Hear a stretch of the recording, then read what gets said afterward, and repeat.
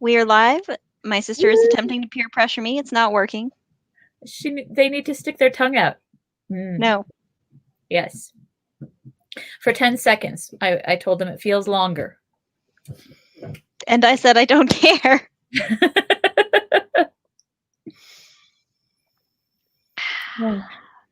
I put my hair up in such a way that when I turn my head this way, it goes quick. I don't know if you can't really see it. We'll have to, on Sunday, I'll have to show Light, you. pinky maroony. It's like a fuchsia purple, but it looks maroon in this light because it's all, LED or whatever. But Yeah. in the daylight on Sunday, I will show you the real color. It's very bright. Woo! I like bright.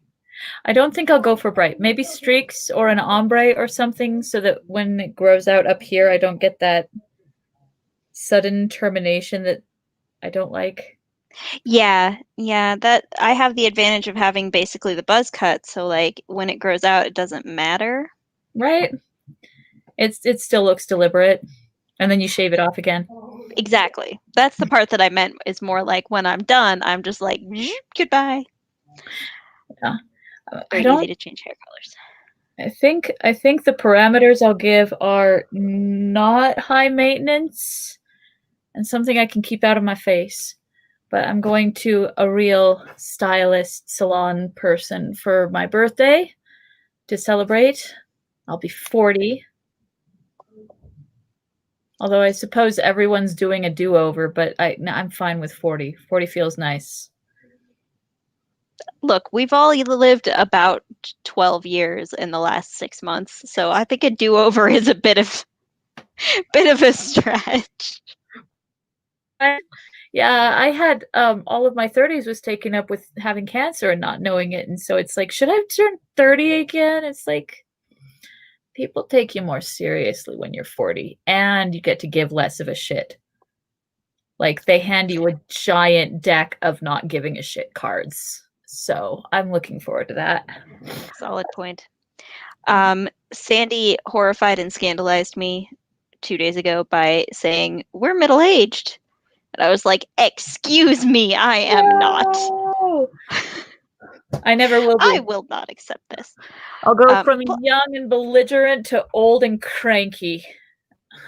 Also, I'm 31. That's not middle-aged. Give me a break. Not even close. The 30s are nice because young people think you're old and wise and old people think you're young and spry. So you get to like live between the worlds. Joke's on them. I'm none of the above.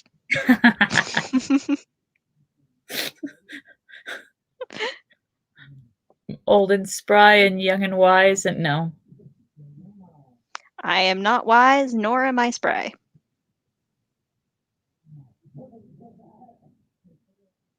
I was trying to combine wise and spry, and all I got was why. See, I got spries. 2 types of people in the world. Indeed. Indeed.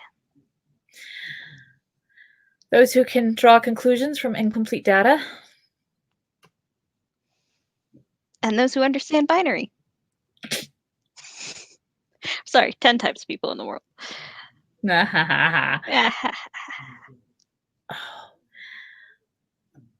What is there? Is there news? We had play dates with the children yesterday and today. All the fourth graders. We've got our pod of Dom and Avi and sorry, they're playing video games. And Elliot, and all three of them are pretty much feral. Like all three of them had moments where the moms were like,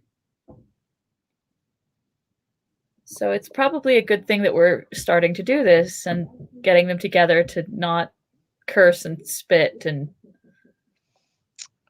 yeah, straight out of the freezer or whatever else those little fuckers are doing. This has been a rough lockdown on the little ones. Did you say eat meat straight out of the freezer? No.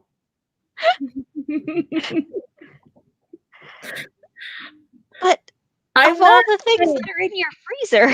Yeah. Abby doesn't eat anything deliberately at all, except maybe like garbage. Like not garbage, but terrible food. Sure. Monica's taken to spending some of her uh food stamps, not food stamps. The other thing, just money, food money. And sending food with the kids cuz she feels bad. Because they're there so much? Yeah. Oh. She No, only that's buys fair. garbage food. So Oh. suddenly our freezer is packed with all of these terrible foods that I would never buy. Like freaking chicken sticks and I don't know what else. Felix is in the phase where he'll only eat like chicken nuggets and mac and cheese, and I had an ongoing battle with my coworkers for like 2 weeks because they were insistent that I should eat some of his dinosaur-shaped chicken nuggets. And I was like, first of all, I'm not stealing food from a baby. No. But second of all, they're probably terrible because he does not have a developed palate. Like, I have actual food.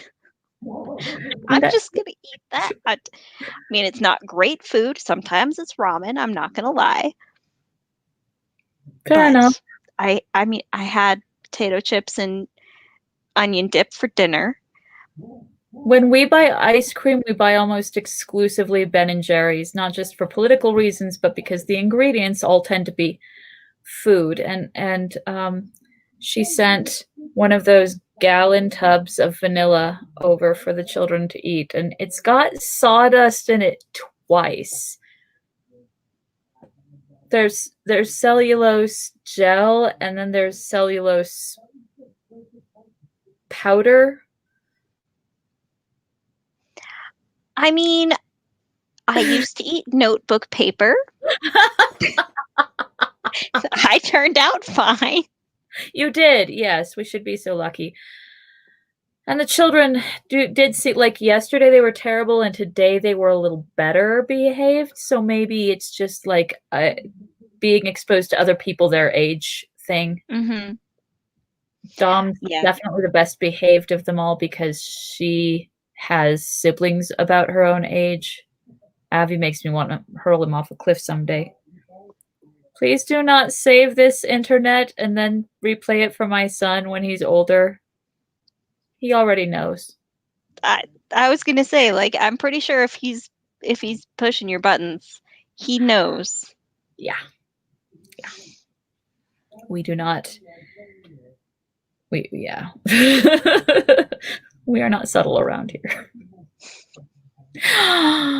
Speaking of people who aren't subtle, because segue.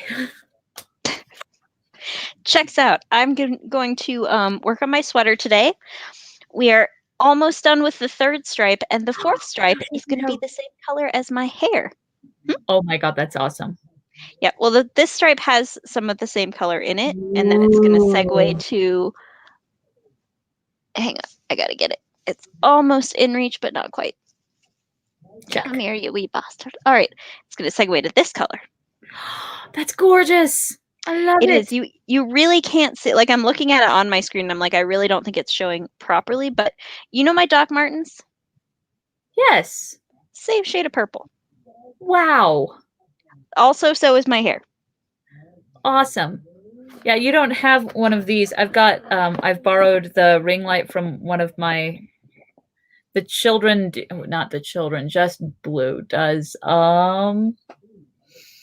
TikTok. Yes. So we have ring lights in the house, and this one's got modes. There's the white light and the blue light, and I tend to go for more of the warm light because it makes me look a little less dead. I was gonna say we are a pale people. we need the warm lights. Warm light. And so I'm eyeball adjusting for the warm light on your thing. It's you've got a sort of sepia tone going on, but that is going to be gorgeous. I'm very excited. Look at here. You can't really see all of it, but also it's upside down. So pretty. That's so pretty.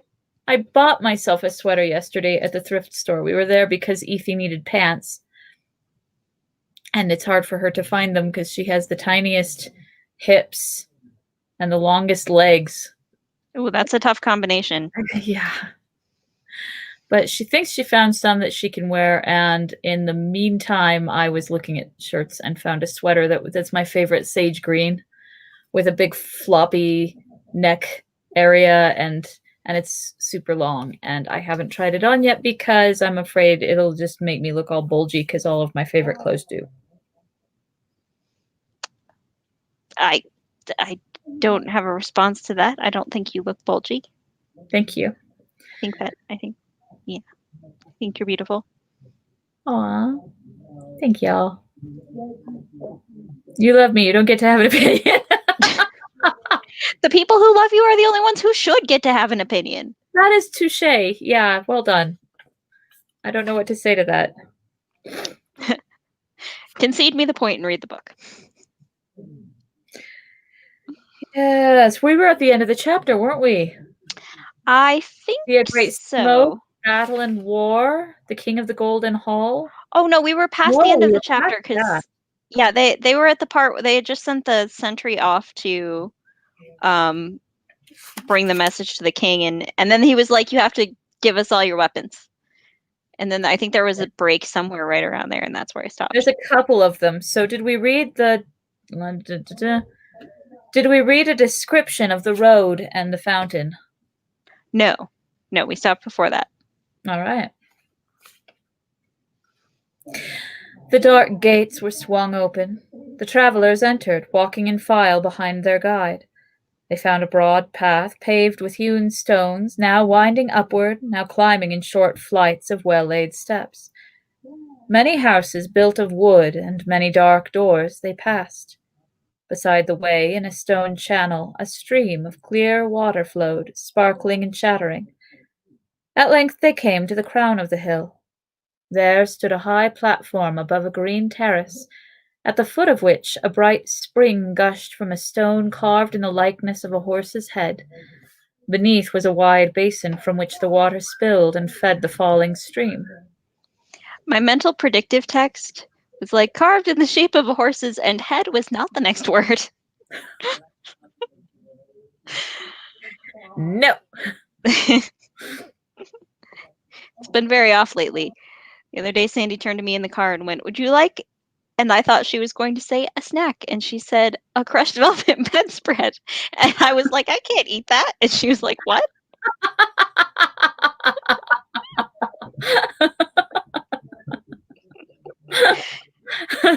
Sure you can.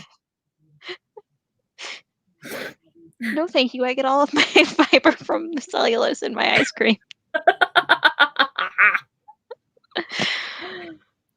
Well remembered. It's funny because this mental image of Edoras bears very little resemblance to what they put in the movie, but I kind of have an overlay of them. Like the book Edoras is a little more green, a little less windy, and a little more populated.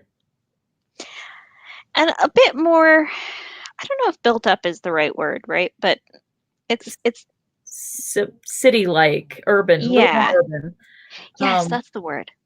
And I love what they did in the movie because it conveyed a sense of sort of gloom and unpleasantness that needed to happen. That was really nice for the scene. Plus, knowing that they built all that was just impressive in its own right.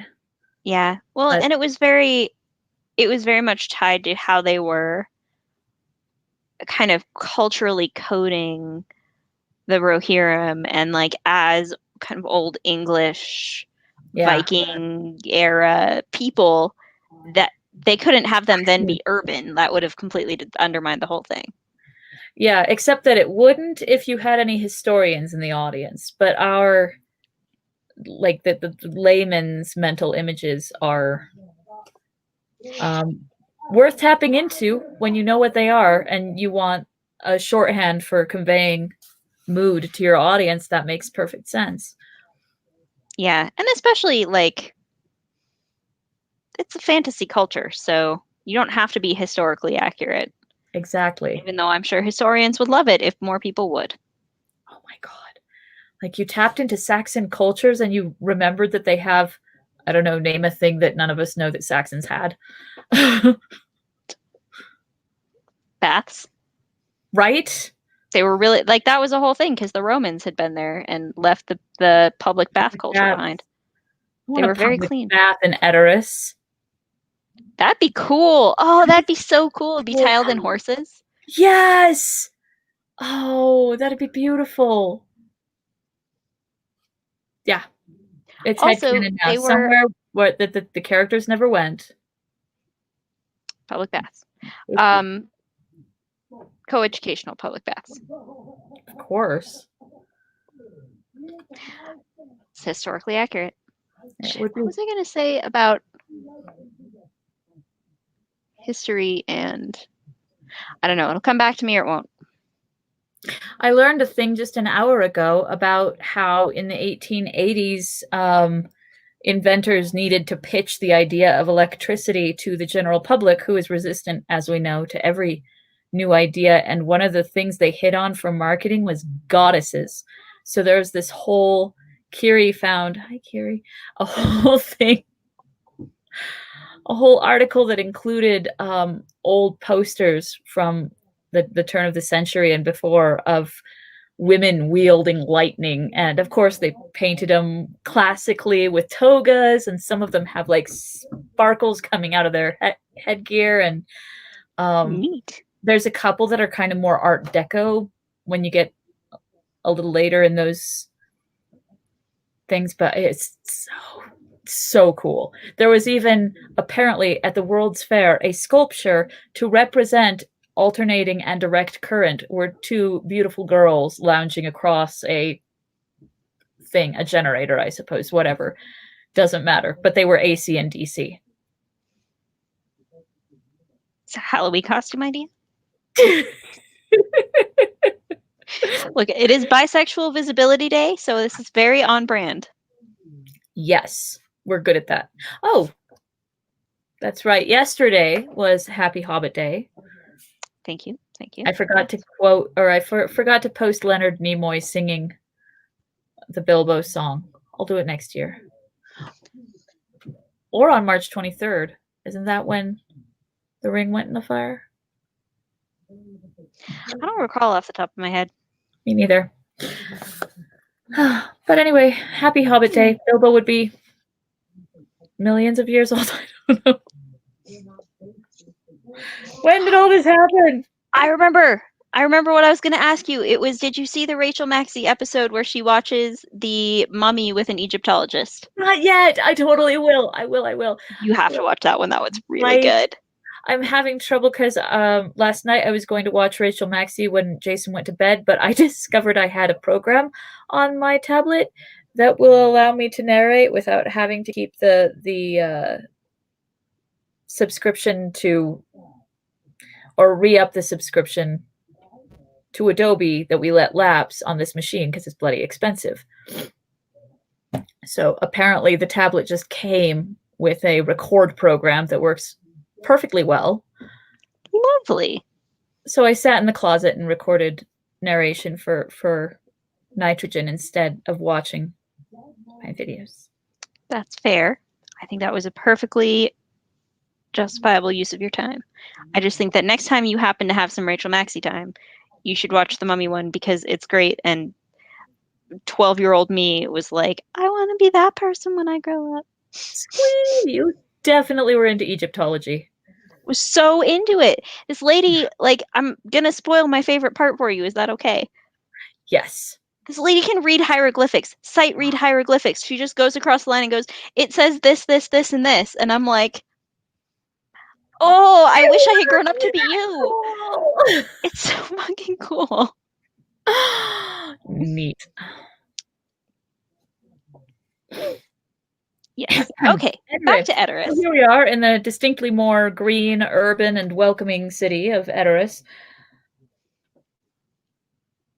Crown of the hill, high platform, green terrace, at the foot of which bright spring, blah, blah, blah. likeness of a horse's head. Beneath was a wide basin from which the water spilled and fed the falling stream. Update complete.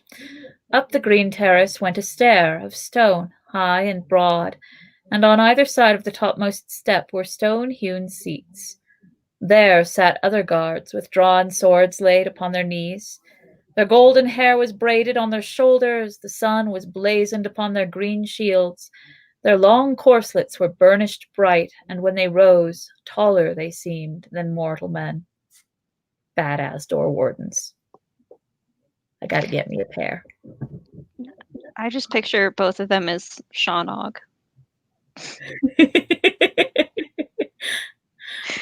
The Like, scrawny one in the ill-fitting chainmail.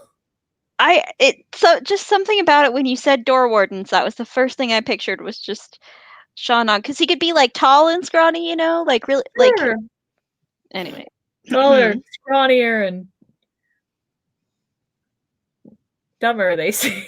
I mean, Sean's not dumb. He just is very respectful of his mother. Okay.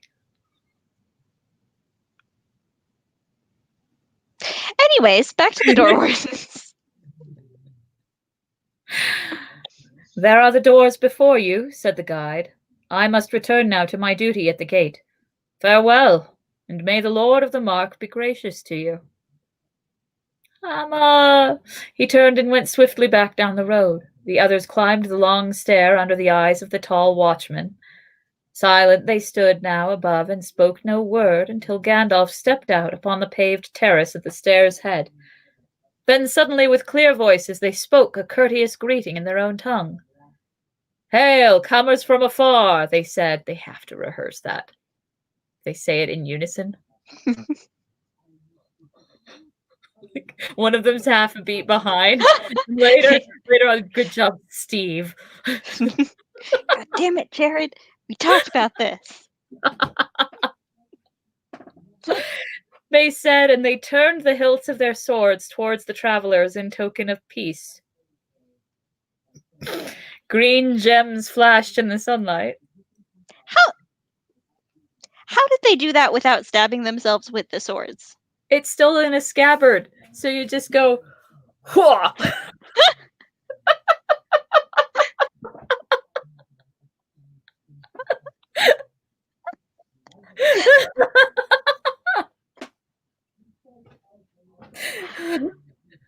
What? Yes. And that's just a thing that everybody knows. Like, yeah, if he wiggles his scabbard at you, it means he doesn't want to fight. Yes, that is what it means. Because now you can draw my sword if you wanted to. I trust you that much. Hail, comers from afar. And green gems flashed in the sunlight. Oh. Then one of the guards stepped forward and spoke in the common speech. Oh, this is Hama. Excuse me.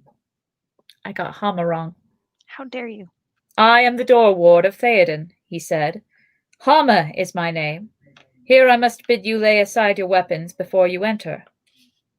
Then Legolas gave into his hand his silver-hafted knife, his quiver, and his bow. Keep these well, he said, for they come from the Golden Wood, and the Lady of Lothlorien gave them to me. Wonder came into the man's eyes, and he laid the weapons hastily by the wall as if he feared to handle them. Good call. No man will touch them, I promise you, he said. Aragorn stood a while, hesitating.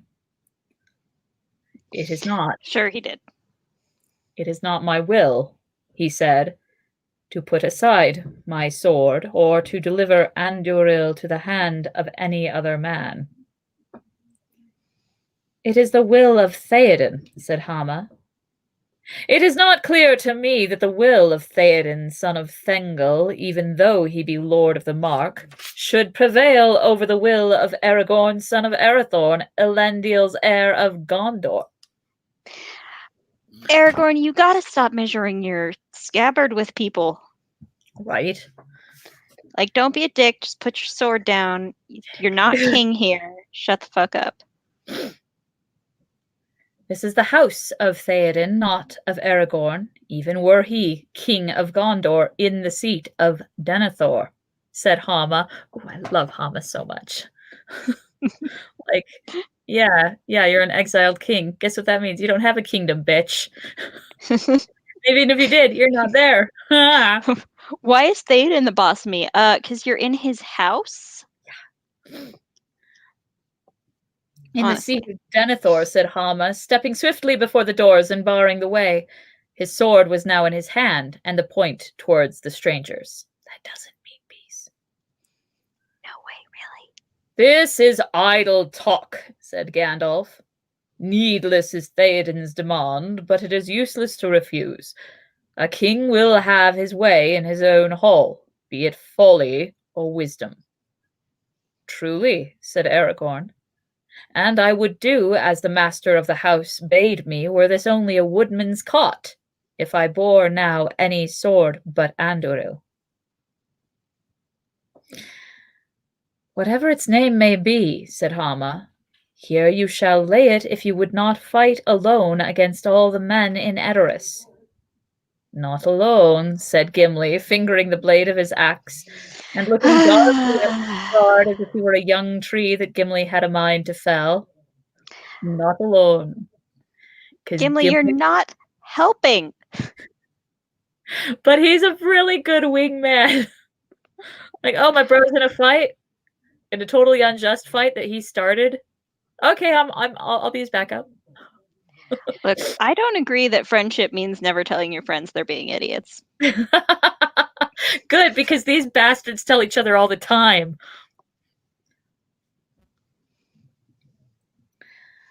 Oh. So anyway, Gimli was also being an idiot. Come, come, said Gandalf. We are all friends here, or should be, for the laughter of Mordor will be our only reward if we quarrel. My errand is pressing. Here, at least, is my sword, good man Hama. Keep it well. I thought you said goddamn Hama. I would have read it wrong. Like, that's not anachronistic. Good man Hama. Keep it well. Glamdring it is called, for the elves made it long ago. Now let me. Why is everybody determined to tell Hama the name of their sword? Hama's like, I really don't care. There will be a quiz, Hama.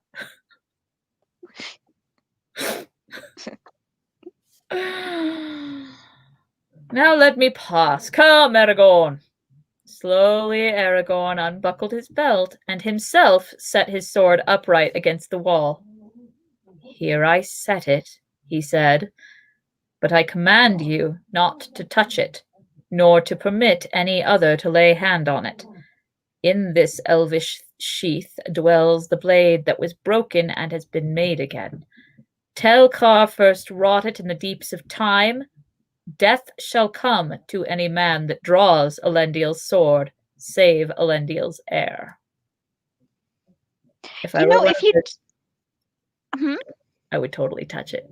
I would do it. Yeah, obviously, anybody would. Like, all he had to do to get them to not touch it was just not say anything, and no one would have known or cared. Right? Like, but now I swear to God, if I were a door ward, when they go inside, I'd lick it. You'd have to. It's just a moral imperative.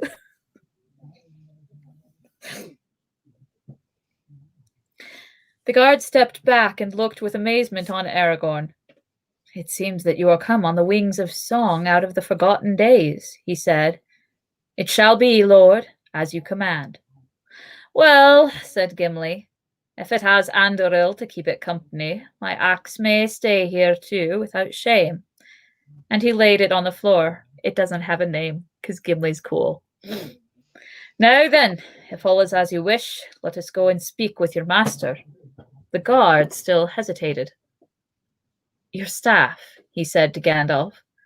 Forgive me, but that too must be left at the doors. Foolishness, said Gandalf. Prudence is one thing, but discourtesy is another. I am old. If I may not lean on my staff, he's 3,000. If I may not lean on my stick as I go, then I will sit out here until it pleases Theoden to hobble out himself to speak with me. Aragorn laughed. Every man has something too dear to trust to another. But would you part an old man from his support? Come, will you not let us enter? A staff in the hand of a wizard may be more than a prop for age, said Hama. He looked hard at the ash staff on which Gandalf leaned. Yet in doubt a man of worth will trust to his own wisdom. Oops, big mistake. Not at all. Smartest thing anybody there's done yet.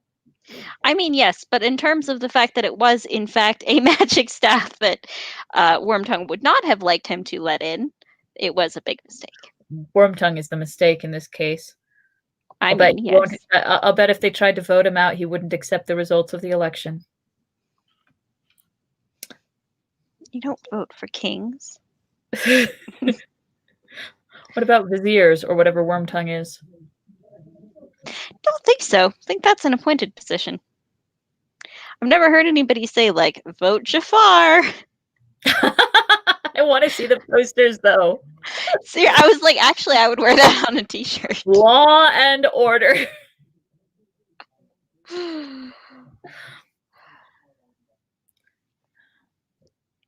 Sultans come and go, but I keep our civilization running.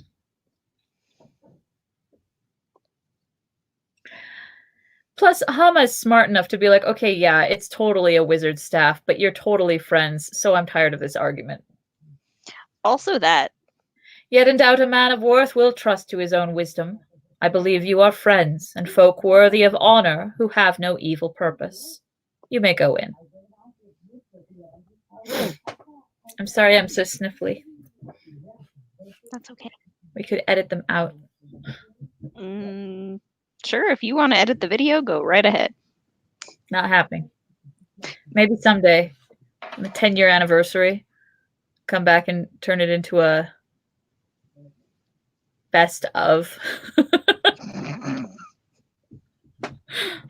It would actually be really funny to do like best of each book videos. Right? Someday, not now. Someday. We work hard enough. I've begun working on Yttrium, and Yttrium is an axolotl in a dress, and I'm very happy.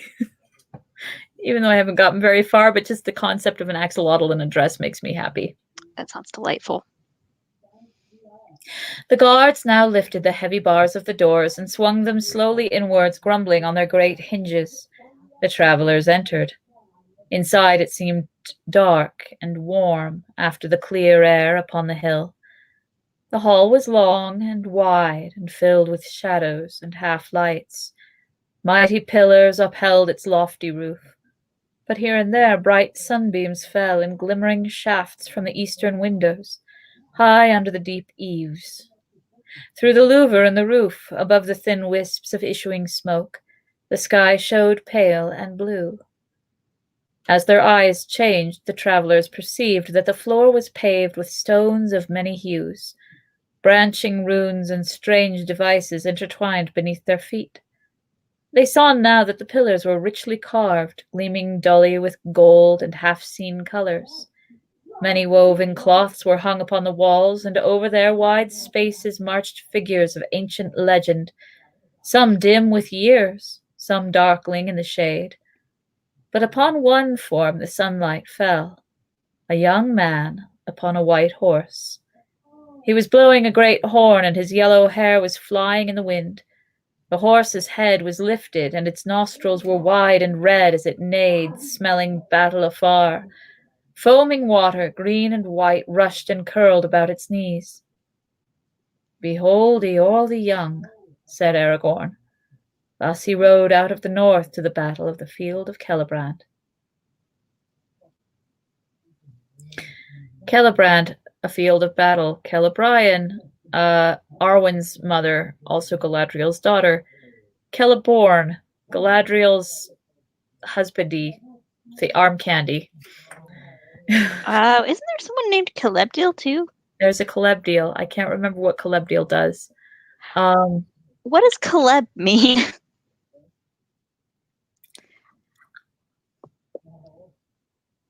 You might have to check on the phone or something.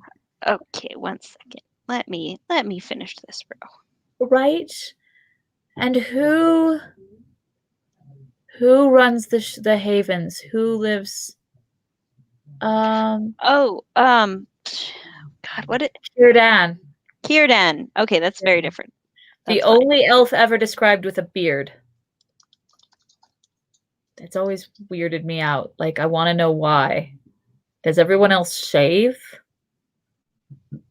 Or is he Maiar stock? Like, I don't know. There's a fly. God damn it. Yeah, Stupid but fly. I need to find out what Caleb. Yeah, I'm looking it up right now. Yeah. I'm trying to look it up right now. Why is it not doing what it's supposed to do here? Oh, it means silver. Okay. So Celebrant is probably like silver field. Silver lode. Silver vein. lode. It's a fucking river. Ah! Ta-da! Okay, now I want to know what. Oh, and there's Celebrimbor. Celebrimbor, which means silver fist. Where did Celebrimbor come into things? I don't know. Celebdil meant like silver point or Silvertine. Oh, Silvertine, that's the mountain. Oh, Celebdil is a mountain. Yes, of course. You know what? I think we've already discussed this, but it's hilarious to me that every mountain and every river and every field and every historical event gets at least 3 names in at least 3 languages, and the Nazgul ride beasts. It has been mentioned. I thought so. Are we sure it's Celebrian and not Celebrian? It could be Celebrian. There's an accent over the I. That's why I would get a long I. But I don't know if that's the right way to treat an accent. I'm not sure. I'm trying to find out. Meanwhile, it means Silver Queen. Oh. Rian. Okay. Yeah. I dig. Pretty badass name to give your baby girl. I'm saying, right? Yeah. She's another one that would be. Hey, Gimli gets to meet her. If he does go on the boat with Legolas. Well, that's nice. Right? She gonna be pissed, though? Is her husband going to arrive and she'll be like, it's been thousands of years, I missed you. Where's our daughter? Yeah. You mean you didn't bring her? You let her marry who? You what now? Yeah. Oh, yeah, she's gonna be pissed. No doubt. Yeah. I don't know. Maybe it's impossible to get pissed in the Undying Lands. Maybe she's just like, I am at peace with this. That doesn't sound like much of a heaven. Right? I knew it before you said it, and I had already cried tears that were a blessing and not a bitterness. That does sound very Tolkien-y. Now the 4 companions went forward past the clear wood fire burning upon the long hearth in the midst of the hall. Then they halted. At the far end of the house, beyond the hearth and facing north towards the doors, was a dais with 3 steps, and in the middle of the dais was a great gilded chair. Upon it sat a man so bent with age that he seemed almost a dwarf. But his white hair was long and thick and fell in great braids from beneath a thin golden circlet set upon his brow. In the center, upon his forehead, shone a single white diamond. His beard was laid like snow upon his knees, but his eyes still burned with a bright light, glinting as he gazed at the strangers. Behind his chair stood a woman clad in white. At his feet, upon the steps, sat a wizened figure of a man with a pale, wise face and heavy-lidded eyes. I loved Brad Dourif's performance. I didn't like it that he had black hair. You know what I mean? The entire culture is supposed to be blonde or varying shades of blonde. Black hair, it seems so, it's too simplistic, and he would have looked great with like greasy blonde. I think it would have been visually hard to pick him out from the others, though. Like, that's the thing. The black hair immediately marks him as an outsider. And while I get that you feel that that is overly simplistic symbolism, it makes it really easy to tell in a scene which one he is. That's true. I think his robes would have accomplished that, and it does make it more difficult um to tap into the fact that he was once a man of Rohan, you know? Like, he looks so villainous. It's like, when was he ever that thing? It would be Sure. interesting if he looked a little more like the others so that he could look like a ruined version of them instead of just an entirely Loki. I'm an outsider and I always have been, and my parents are frost giants, and you can fuck off.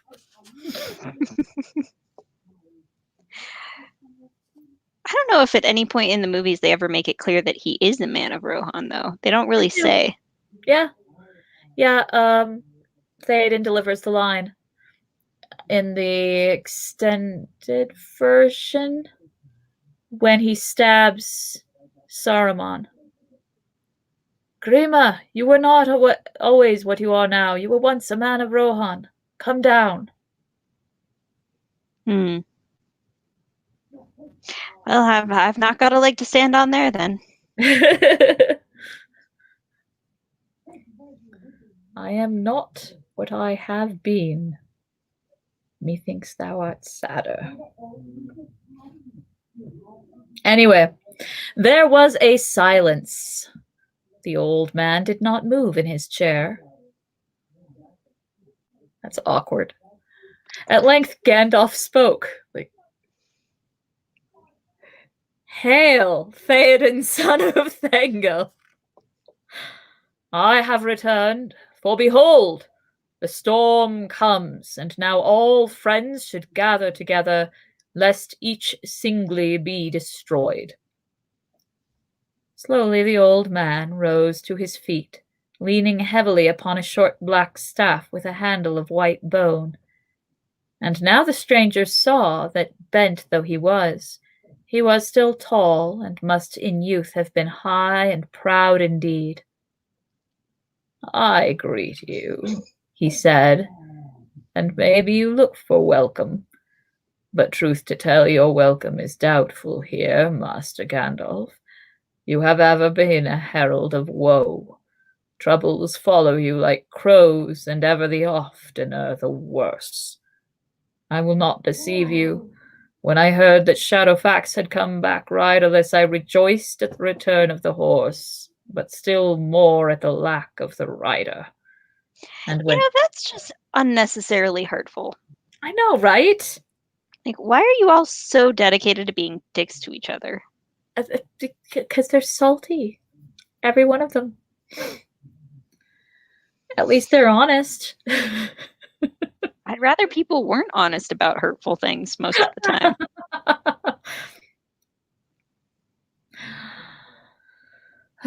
And when Aema brought the tidings that you had gone at last to your long home, I did not mourn. Damn! But news from afar is seldom sooth. Here you come again, and with you come evils worse than before, as might be expected. Why should Mamma mia. Here you come again. Why should I welcome you?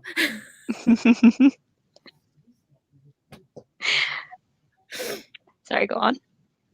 Why should I welcome you, Gandalf Stormcrow? Tell me that. Slowly he sat down again in his chair.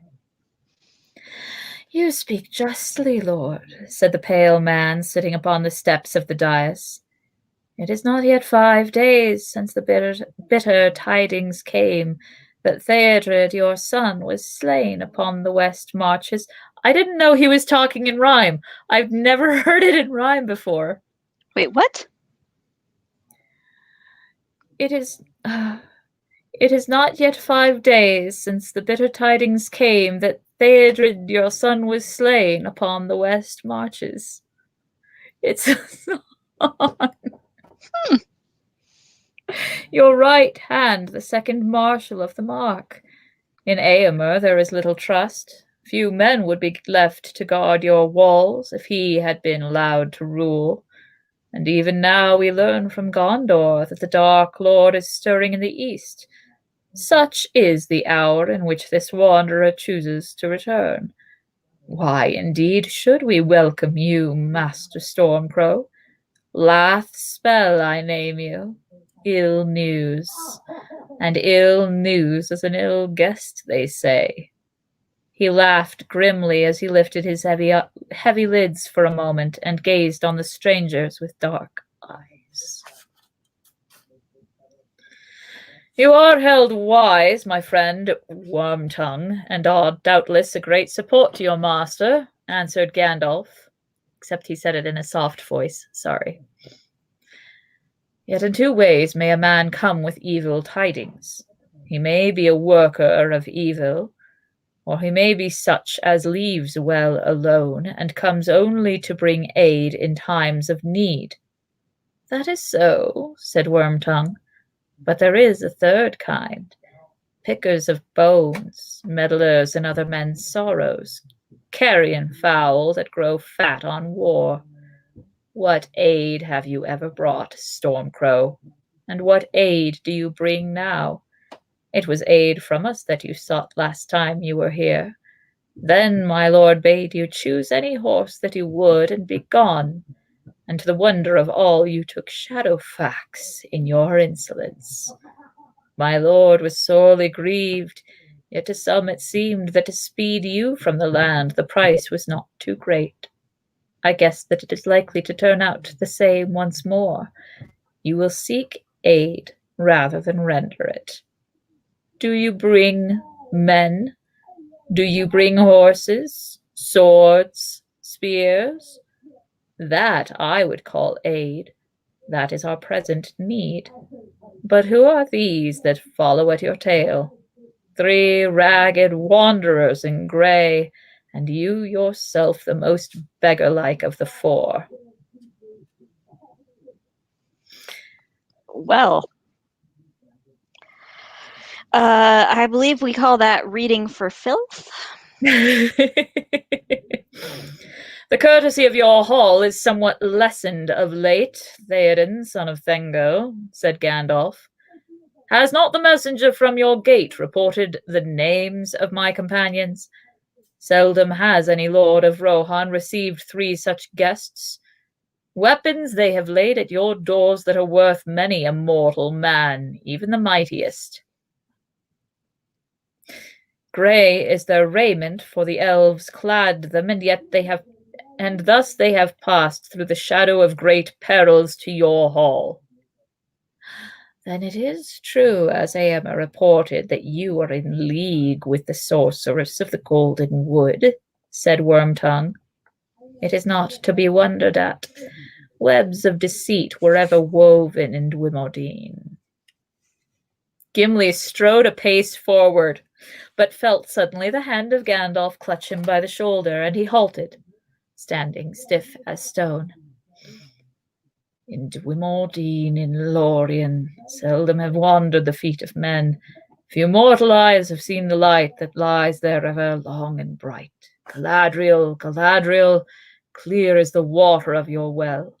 White is the star in your white hand, unmarred, unstained, it is leaf and land in Dwymordine, in Lorien, more fair than thoughts of mortal men. Thus Gandalf softly sang, because when we're in Middle-earth and we're moved with great emotion of any kind whatsoever, we fucking sing. Grief, Do you sing. do you not Irritation. do that? What? Do you not do that? Of course I do that. Yeah. Yeah, I'm a hobbit.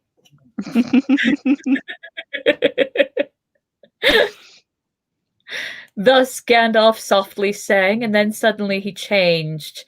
Casting his tattered cloak aside, he stood up and leaned no longer on his staff, and he spoke in a clear, cold voice. The wise speak only of what they know, Grima, son of Galmod. A witless worm have you become.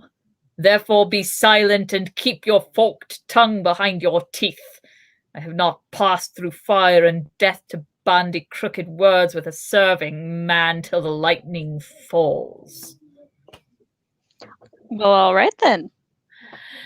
He raised his staff. There was a roll of thunder. The sunlight was blotted out from the eastern windows. The whole hall became suddenly dark as night. The fire faded to sullen embers. Only Gandalf could be seen, standing white and tall before the blackened hearth. In the gloom they heard the hiss of Wormtongue's voice. Did I not counsel you, Lord, to forbid his staff? That fool Hama has betrayed us. There was a flash as if lightning had cloven the roof. Then all was silent. Wormtongue sprawled on his face. The movie was more dramatic, but I like the book better. I mean, the whole possession angle was awesome, and I loved it, and Bernard Hill is fucking amazeballs, but as with everybody else in the book, Theoden's actually more badass on the page than on the screen. Now, Theoden, son of Thengel, will you hearken to me? Said Gandalf. Do you ask for help? He lifted his staff and pointed to a high window. There the darkness seemed to clear, and through the opening could be seen, high and far, a patch of shining sky. Not all is dark. Take courage, Lord of the Mark, for better help you will not find. No counsel have I to give to those that despair, yet counsel I could give, and words I could speak to you. Will you hear them? They are not for all ears. I bid you come out before your doors and look abroad. Too long have you sat in shadows and trusted to twisted tales and crooked promptings. Slowly Theoden left his chair. A faint light grew in the hall again. The woman hastened to the king's side, taking his arm, and with faltering steps the old man came down from the dais and paced softly through the hall. Wormtongue remained lying on the floor. They came to the doors, and Gandalf knocked. Open, he cried. The Lord of the Mark comes forth. The doors rolled back, and a keen air came whistling in. A wind was blowing on the hill. Send your guards down to the stairs. Stairs foot, said Gandalf. And you, lady, leave him a while with me. I will care for him. Go, Eowyn, sister-daughter, said the old king. The time for fear is past. The woman turned and went slowly into the house. As she passed the doors, she turned and looked back. Grave and thoughtful was her glance, as she looked on the king with cool pity in her eyes. I've said it before, but Miranda Otto was a perfect choice. Yeah, she was. Very fair was her face, and her long hair was like a river of gold. Slender and tall she was in her white robe girt with silver, but strong she seemed, and stern as steel, a daughter of kings. Thus Aragorn, for the first time in the full light of day, beheld Eowyn, Lady of Rohan, and thought her fair, fair and cold, like a morning of pale spring that has not yet come to womanhood. And she now was suddenly aware of him, tall heir of kings, wise with many winters, grey-cloaked, hiding a power that yet she felt. Look, we all feel that way about Aragorn, honey. It's fine. I keep a likeness of him in my boudoir, Ashley. That's you. I gave it to Dad. For his boudoir? Maybe I didn't actually see it at the house when I was there, so... It might live in the garage or something. Or I might have forgotten that I did see it, because at this point, like, cardboard Aragorn is just white noise. It's true. There have been times, though, when he was startling. Indeed. I don't think Dad's ever forgiven me for the time that I went and got him from Sandy and didn't say anything and just put him on the couch. And Dad got home from work at 3 o'clock in the morning. Oh. He doesn't laugh when I tell that story. It's been 10 years. Oh, dear. For a moment, still as stone, she stood. Then turning swiftly, she was gone. How far are we from the next? We're like a page from the next break. We can do this. Now, Lord, said Gandalf, look out upon your land. Breathe the free air again. From the porch upon the top of the high terrace, they could see beyond the stream the green fields of Rohan fading into distant grey. Curtains of wind-blown rain were slanting down. The sky above and to the west was still dark with thunder, and lightning far away flickered among the tops of hidden hills. But the wind had shifted to the north, and already the storm that had come out of the east was receding, rolling away southward to the sea. Suddenly, through a rent in the clouds behind them, a shaft of sun stabbed down. The falling showers gleamed like silver, and far away the river glittered like a shimmering glass. It is not so dark here, said Theoden.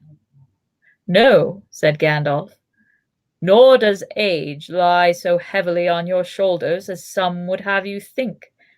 Cast aside your prop. From the king's hand the black staff fell clattering on the stones. He drew himself up, slowly, as a man that is stiff from long bending over some dull toil. Now tall and straight he stood, and his eyes were blue as he looked into the opening sky. Dark have been my dreams of late, he said, but I feel as one new awakened. I would now that you had come before, Gandalf, for I fear that already you have come too late, only to see the last days of my house. Not long now shall stand the high hall which Brego, son of Eor, built. Fire shall devour the high seat. What is to be done? Much, said Gandalf. But first, send for Eomer. Do I not guess rightly that you hold him prisoner by the counsel of Grima, of him that all save you name the Worm-tongue? It is true, said Theoden. He had rebelled against my commands and threatened death to Grima in my hall. A man may love you and yet not love Worm-tongue or his counsels, said Gandalf. That may be. I will do as you ask. Call Harma to me. Since he proved untrusty as a door ward, let him become an errand runner. The guilty shall bring the guilty to judgment, said Theoden, and his voice was grim, yet he looked at Gandalf and smiled, and as he did so, many lines of care were smoothed away and did not return. Aww. Right? And just it's in the ensuing chapters when everyone's like, okay, Theoden, you're better, but you're still old, so go hide. And he's like, no. And they're like, okay, let's do this battle. We won the battle. All right, now will you go hide? He's like, Like, please, just go into the hills. We'll fight the war, and then we'll send you a message. And he's like, no. Nope. Nope. Nope. Nope. Spent way too much time doing that. It sucked. It's not happening. Didn't like it. Tried it. Didn't like it. Nope. No, retirement was a bad idea for me. Do you hear that noise?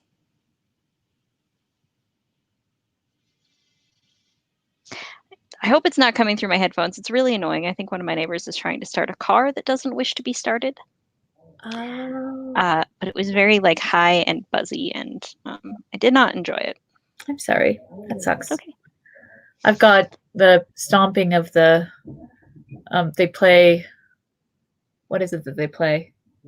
Smash Bros. Oh yeah. I'm not reading, so that's what's going on upstairs. That was fun. I love Theoden. He's one of my favorite characters, probably more so in the movie. He's more human and flawed, but he's Bernard Hill.